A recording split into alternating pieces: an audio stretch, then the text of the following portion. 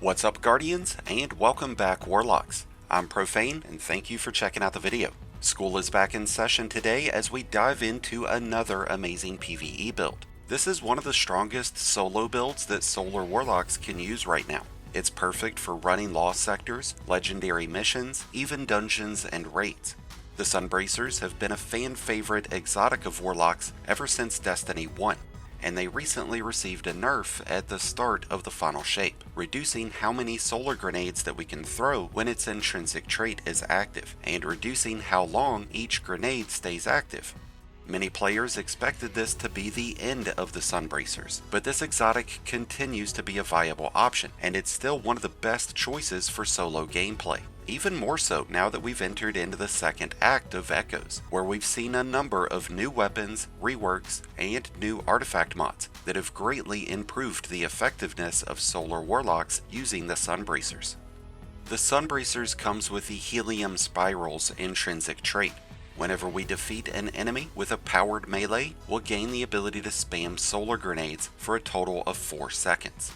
During this window, we'll be able to throw a maximum of 4 grenades, and as long as we have enemies in front of us and we have our powered melee ability, we can instantly re-engage this benefit to be able to continuously throw grenades, turning us into the equivalent of a walking nuke that's going to be able to rain down fire and brimstone.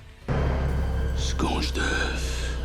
The strength of this exotic can also be its weakness, which is why it's a much better exotic to use in solo gameplay, where you don't have to worry about teammates killing enemies that you're already targeting. But even with that said, if there's enough enemies to go around, then you don't really have to worry about that. Now, just throwing the Sunbracers on won't turn you into a sun god. There's several key elements of this build that heavily rely on certain aspects, fragments, and artifact mods. Our melee energy, for instance. If we don't have enough energy getting restored, then we won't have our grenades to spam, meaning the Sunbracers would become pretty useless. So let's go ahead and dive into the nitty-gritty details of how this build works, starting with our selection of subclass options. We're using the Touch of Flame and Heat Rises aspects. The new Helion buddy is pretty awesome, but it's not going to bring us any benefits on this build. Not like we'll have with Touch of Flame, which is going to extend the duration of our solar grenades, and it's going to cause them to spew out hot lava that will scorch nearby enemies. And Heat Rises will allow us to regenerate our melee energy at a much faster rate. After consuming a solar grenade, we'll gain the Heat Rises buff. We'll also trigger Restoration, giving us and nearby teammates a burst of healing energy. While Heat Rises is active, any mid-air final blow will generate between 20 and 50% bonus melee energy. Defeating enemies will also extend the duration of Heat Rises. The biggest drawback to Heat Rises is that it requires your feet to be off the ground to get any of that bonus melee energy. Thankfully though, all we really need to do is to just hop around as we're defeating those enemies, and this will count as us being up in the air. So just by defeating 3 to 5 enemies with our Sunbracers, we'll be able to have our melee energy fully restored, and that's going to allow us to continuously trigger those Sunbracers. So before going into an engagement, you'll want to be sure to consume a grenade to get Heat Rises going. And from there, all you need to do is get a powered melee final blow, and you're off to the races, lighting up everything that stands in your way. Since hanging around up in the air can put us in harm's way, we are using the Phoenix Dive class ability instead of a Rift. This gives us a way to get right back down to the ground instantly, while providing ourselves and teammates with Cure. This will also scorch nearby enemies whenever Heat Rises is active, giving us another tool to use against our enemy. One of the biggest benefits to this new Sunbracers build is the addition of the Song of Flame Super. Previously, Warlocks were limited to using only Well of Radiance or Daybreak, but now with Song of Flame, we get an extremely high-powered roaming super that lets us use our weapons at the same time. This can pump out some insane levels of damage, especially when we can trigger Sunbracers before and after Song of Flame. As far as our choice in powered melee goes, it's going to be situational. If we're able to be close to our enemies, we want the Incendiary Snap, but if we're playing from a distance, we want the Celestial Fire. When it comes to our choice in fragments, we are using Ember of Resolve, and this is going to grant us with Cure each time we defeat an enemy with a grenade. Each defeated enemy will grant 30 points of health, and there's no cooldown on this ability. So with an infinite supply of grenades, we'll also have an infinite supply of health recovery. We're also using the Ember of Ciri, and this is going to give us a major bump in the uptime of our powered melee. Defeating scorched enemies grants between 8 and 20% bonus melee energy, based on the difficulty level of the enemy. This also creates a fire sprite, but only one every 10 seconds. Each fire sprite will provide us with bonus grenade energy, which will help ensure that we're always able to activate heat rises before we trigger the Sunbracers. We've also got the Elemental Siphon artifact mod, so whenever we rapidly defeat enemies with our kinetic or solar weapons, we'll create additional fire sprites, giving us even more bonus grenade energy. We're also using Ember of Torches, and that's going to grant us with Radiance whenever we strike enemies with a powered melee. While we have Radiance active, our weapons will be able to pierce barrier champion shields, while having a 20% increase in overall damage. This is a benefit that we could activate with the Radiant Orbs artifact mod, so that when we collect an orb, we will gain Radiance. Since we only have 4 fragments to use, this would free us up to use both Ember of Char and Ember of Ashes, which are going to directly play into the use of the Sunbracers. Currently, we only have Ember of Char active, but if we were to get rid of Ember of Torches, we would be able to apply bonus Scorch from any source, and our ignitions would start spreading Scorch to nearby enemies, improving the performance of our solar grenades, our powered melee, our weapons, and our super. Outside of Radiant Orbs, there are a few other artifact mods that will bring us a lot of benefits. We've got Counter Energy, so whenever we stun champions, we'll gain bonus energy to the least charged ability.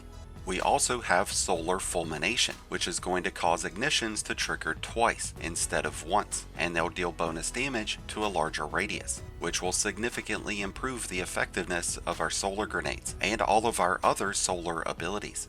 There's also Shield Crush, which is going to give us bonus grenade energy and bonus grenade damage.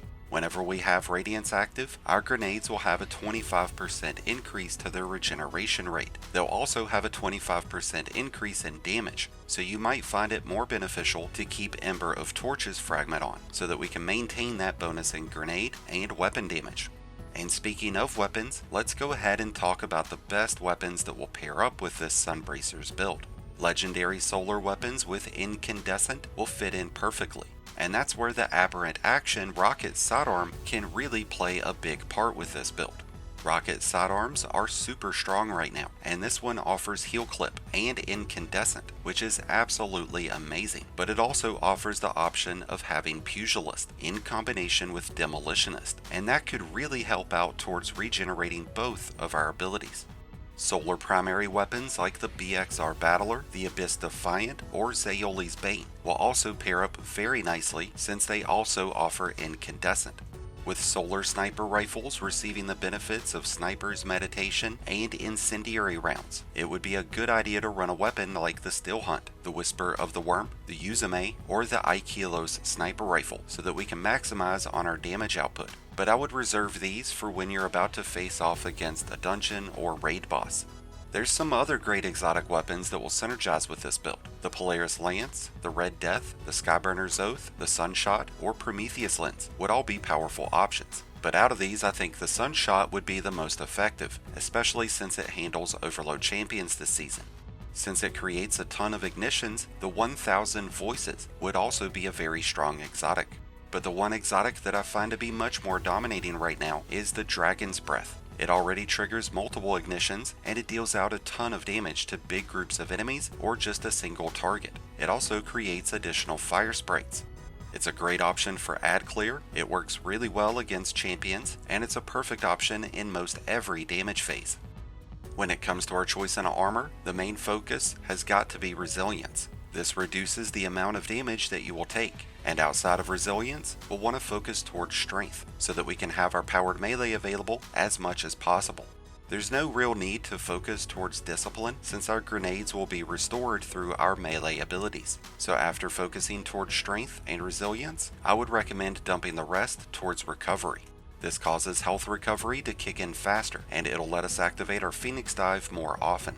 As far as our armor mods go, our goal is to feed into the use of the Sunbracers. This is why we've got Ashes to Assets on our helmet, which is going to grant bonus super energy whenever defeating enemies with our grenades.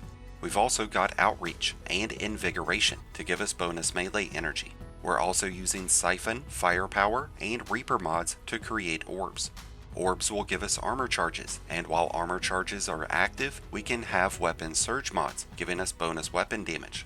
But we could also use those armor charges to increase our grenade output. With the use of melee kickstart, whenever we use our powered melee, armor charges will be converted into melee energy, providing us with as much as 30% bonus energy, allowing us to trigger Sunbracers much more often. But because of all the bonus ability energy that we'll get from our subclass and artifact, I find weapon surge mods to be slightly more beneficial. Even with the most recent nerf to its functionality, the Sunbracers continue to be one of the most powerful, action-packed builds that Warlocks have the option of.